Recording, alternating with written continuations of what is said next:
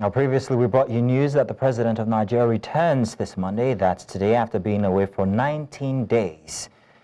Joining us now for more on that is Courage Nsirimovu, a lawyer and civil rights activist from Port Harcourt, to discuss on this and the implications. You're welcome. Thank you for joining us, Courage.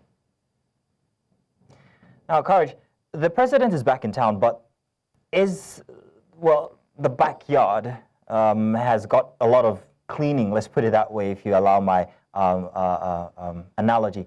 Where do you think President Tinubu should start from as he gets back to work today?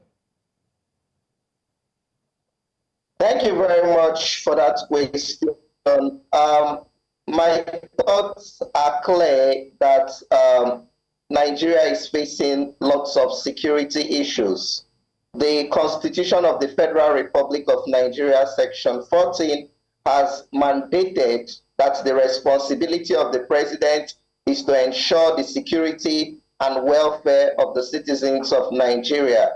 We've just looked at the news in Basa local government, in Boko's local government. There has been killings for the past 2 weeks. So there is an emergency security issue in Plateau States and similar states that have suffered gunmen, Fulani, herdsmen attack, and all of such kind of attacks. So the president should come back, hit the ground running, to stabilize the situation.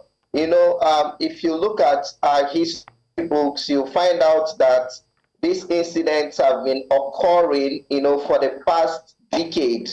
It has been, recurrent from some time to time in Benue State, in Plateau State, in Kaduna State, and then it even trickles down to the south also, Enugu State, and I mean, it's a recurring decimal. So it's something the president must, take, serious actions to ensure that, he stops the situation. I mean, coming to declare state of emergency in Rivers State, where we don't even have any breakdown of law and order, is something he should consider reversing now that he's back into the country, because there are places in Nigeria that actually need that kind of emergency, not Rivers State. So the president should set his priorities right.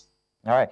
Courage, I'm very thankful that you actually listed out some of these places that really need plenty of attention. So given the massive killings, especially in the North Central, what concrete steps can be taken to immediately stem the tide of the bloodshed? Basically, the Minister of Defense, right, must work hand in hand with the Commander-in-Chief of the armed forces, which is the president, and strategize on how to stop this spate of killings, because it's an emergency situation. These are human beings dying, so they must strategize and think of what's best to do in this circumstance. I followed your news and I saw that somebody with a gun was arrested. So the police, the Nigerian army, must come together to ensure that they do more of this preventive, see, hear the word I'm using, preventive arrests. So the approach now must be preventive, because the situation we have is that people get attacked, people get killed, and then that is when we see the reactions and the visits, and that does not help the situation. So they must begin to look at preventive measures to stop the attacks. Well, Courage, thank you very much for joining us this afternoon to give your 2 pence on the matter. Thank you.